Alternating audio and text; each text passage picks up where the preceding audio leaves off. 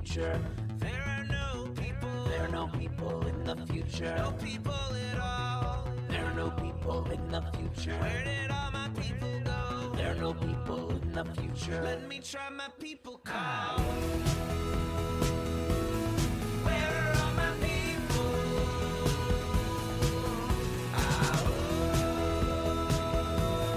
Where are all my people?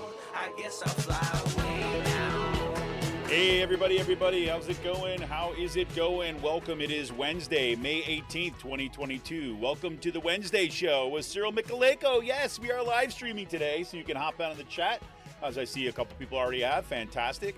Cyril, of course, is a progressive columnist for the Bucks County Courier-Times and the Intelligencer, and the editor-in-chief of the kind of skyrocketing awesome The Bucks County Beacon.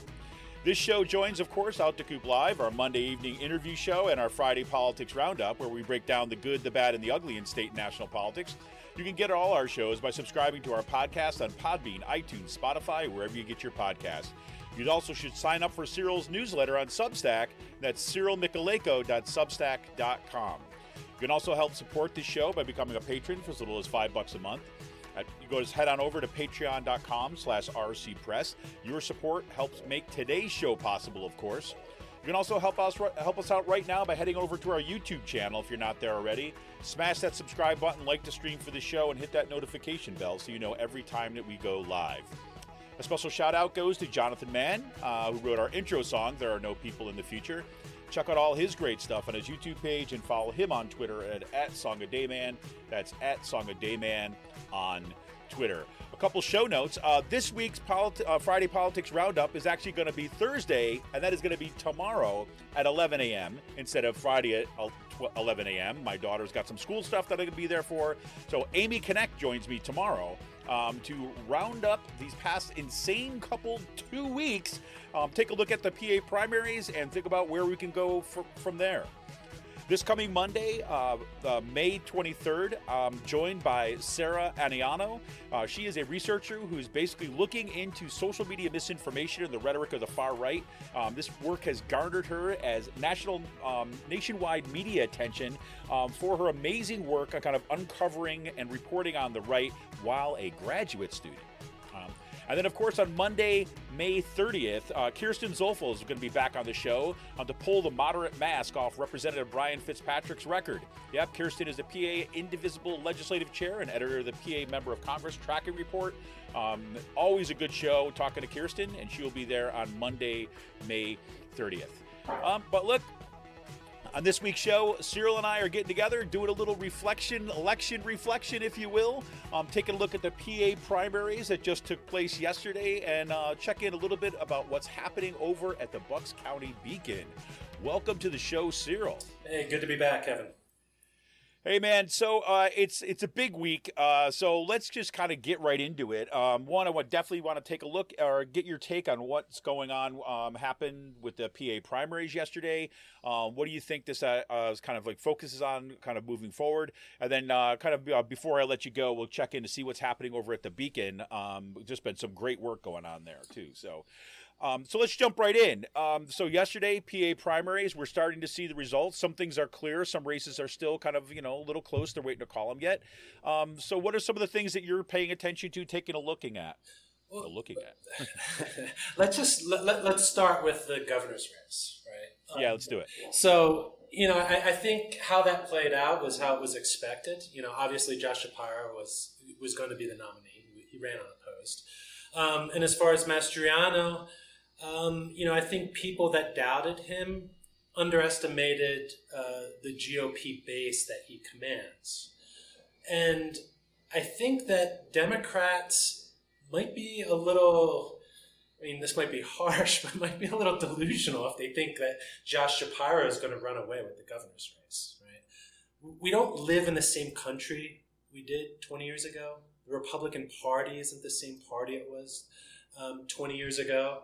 Doug Mastriano is not an outlier of the Republican Party. He is the Republican Party, right? Especially in Pennsylvania. And he's part of Trump's Republican Party, which is why Trump endorsed him.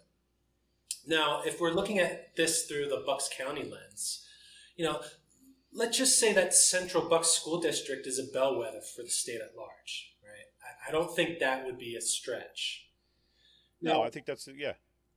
Yeah, and so I don't think like people look at like Doylestown, like Buckingham Township, like Warrington and Warwick, as some kind of like radical hotbed of like Christian nationalism and extremism. But if you look what's happening in the school district, right, it suggests otherwise. Like here we have a school district where sexual education is too controversial to teach in person to a classroom full of students, right? So instead of teaching them in person about human growth and development, now their parents are being sent online modules for them to go over, or for them to do with their choose, so they can choose. Yeah, choose to or not, right? And then here in Central Bucks School District, you have a draft library policy overhaul that the American Library Association, the Education Law Center, the Pennsylvania School Librarians Association are all opposed to, which they say is unconstitutional, amounts to censorship, and is heartbreaking. And it was modeled off of a Texas policy as well. And then here in Central Bucks School District, which is supposed to be moderate, you have 3 Republican candidates who essentially embraced an endorsement by the local 3% militia. None of them rejected it.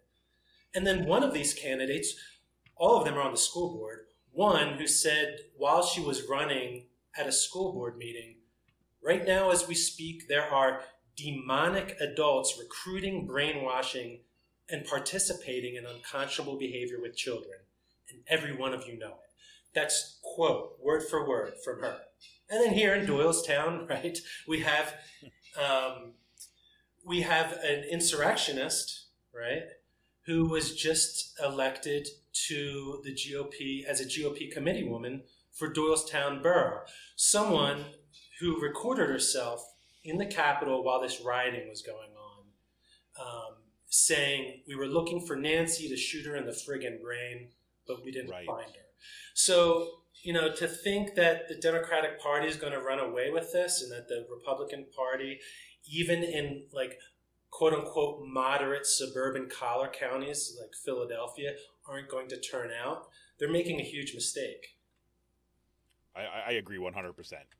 100%. And I think that, this has made me nervous to see, Josh Shapiro's campaign, right, basically coming out and basically rerunning the same kind of, too smart by half campaign with Mastriano, basically putting out all of Mastriano's talking points as if like the GOP base is going to be like floored by that.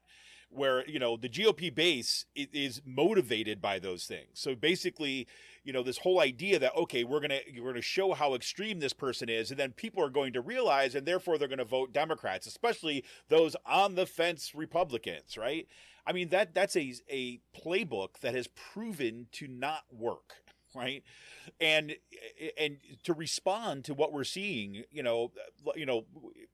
you got the, we're heading into a full-on assault on like women's like full citizenship in the United States, right?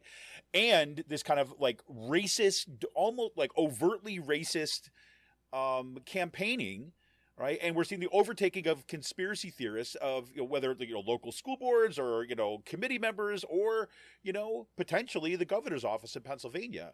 And I don't think just playing nice and kind of saying nice things or kind of pointing out the bad things the other person is doing is going to do it.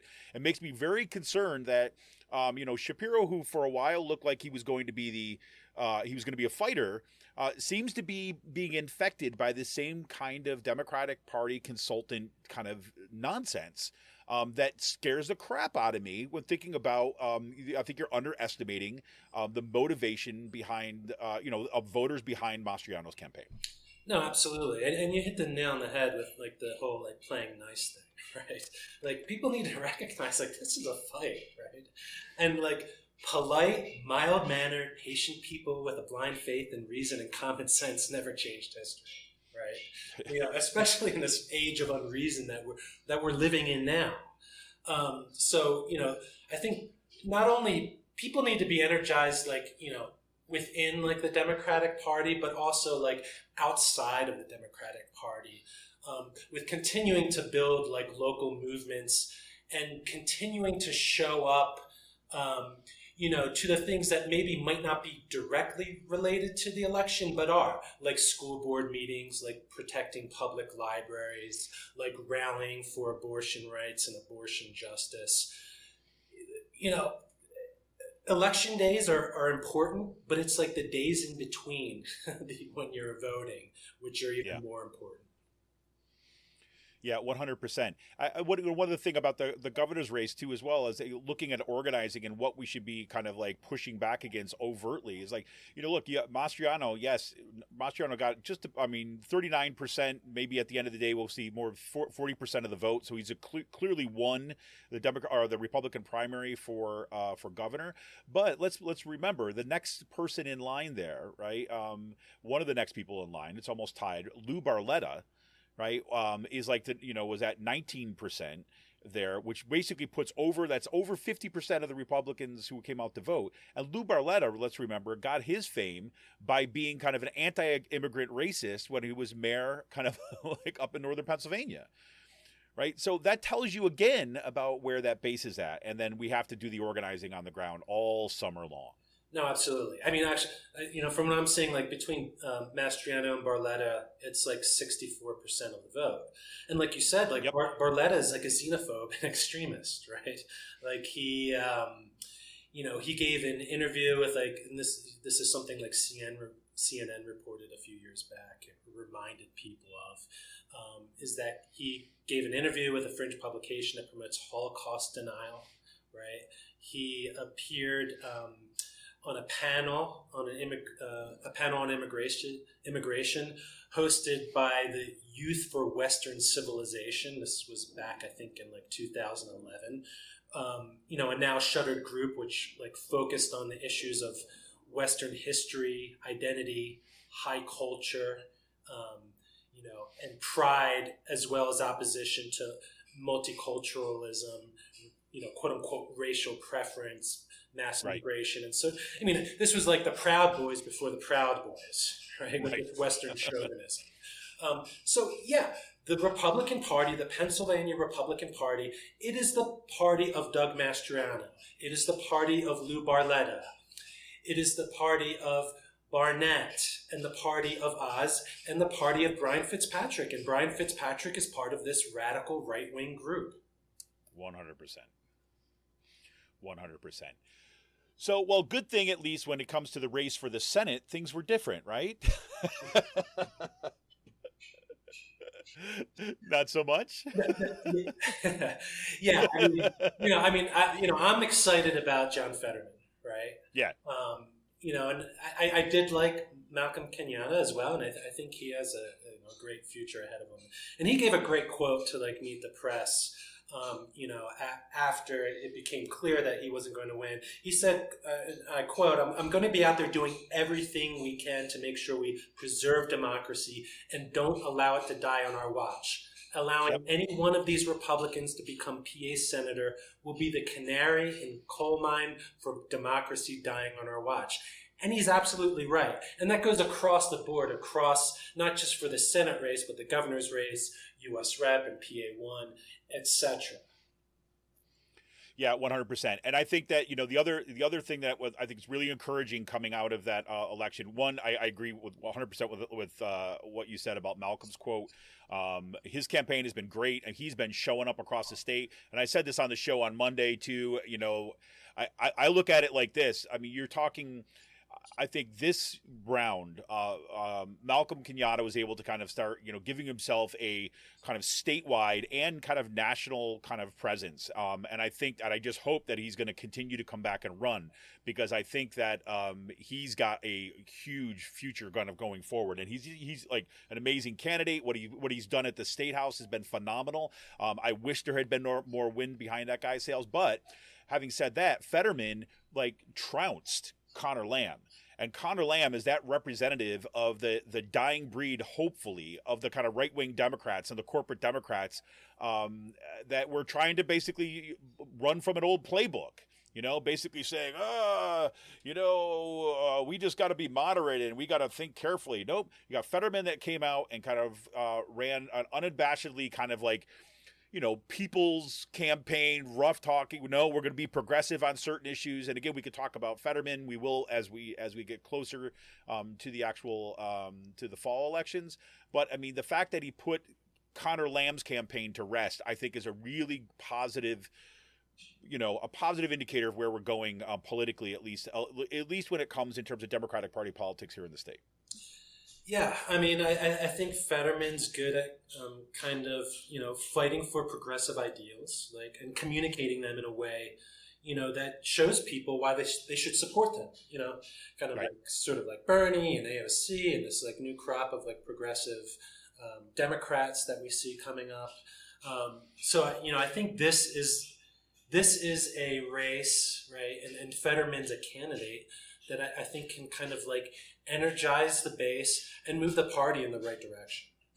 100%. And I was also, going to say, if we do the same thing I was doing with Republican candidates, if we actually we look at Malcolm Kenyatta's results and we look at Fetterman's results, you're talking about almost 70%, right, of the Democratic Party electorate went with a progressive message, right?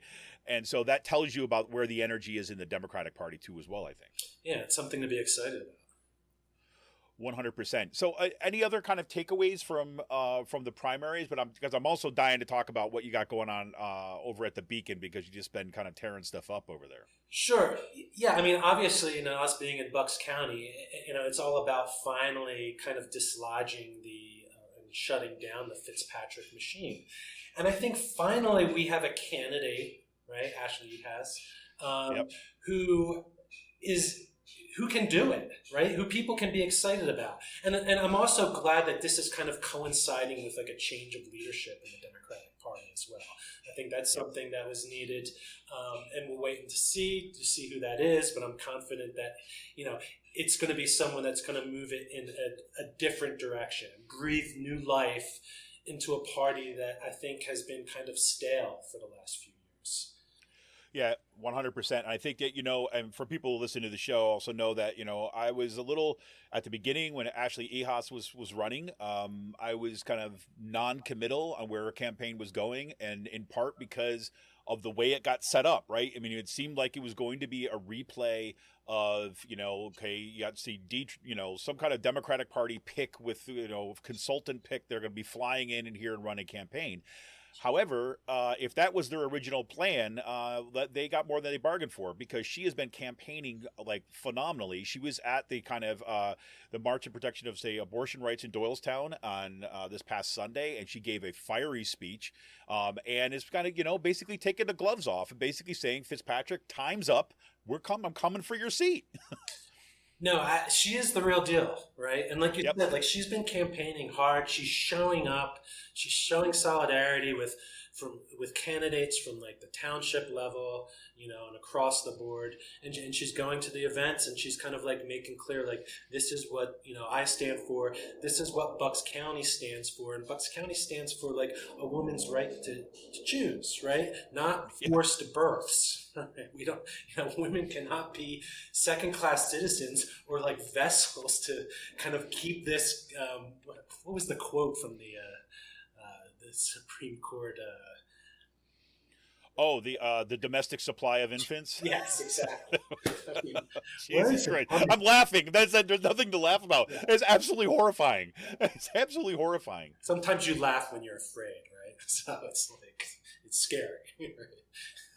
Yes. Nice. Hey, just a little shout out to Amy and Chuck. Thanks for joining the show today once again. And Will Bunchy, basically Chuck said Bunch had a good take this morning on Fetterman, basically saying, look, the anti-elite, right, is kind of what seems to be pushing, which is kind of cool. But there you go. All right, so listen, we gotta kind of plug a few things here for the Beacon. I know we got a hard out today, so kind of let's get into it. But let me just say first, I don't know how you're doing it, Cyril, in such a short period of time. Basically, turning the Beacon into what it promised to be. And again, I know that you'll always kind of give the shout out and kind of recognize the work of the people who've been doing this kind of before you were even kind of part of the Beacon. But to see the kind of coverage and see the kind of articles that you're bringing in, the kind of writers that are coming in, this brings me a tremendous amount of hope, because what you guys are doing over there is pretty tremendous. So take us into what you're seeing of some of the kind of key features that have come out this week, or what you're working on going forward. Sure. I mean, at first, I just want to give like a shout out to like all the contributing writers and editors like Jenny Stevens, Frida, the people that are writing guest opinions for us, like Barbara Simmons, Kelly DeJong, telling everyone her abortion story, Kirsten, Steve Sakay, Kadita Kenner at the New Pennsylvania Project writing for us, Molly Parson at Conservation Voters. Like, the thing I wanted to do when I set out with this is make this kind of like a movement media outlet. And I think, thanks to these people and everyone else who, I'm sorry if I forgot to mention you, I think we're making it happen. And I think so.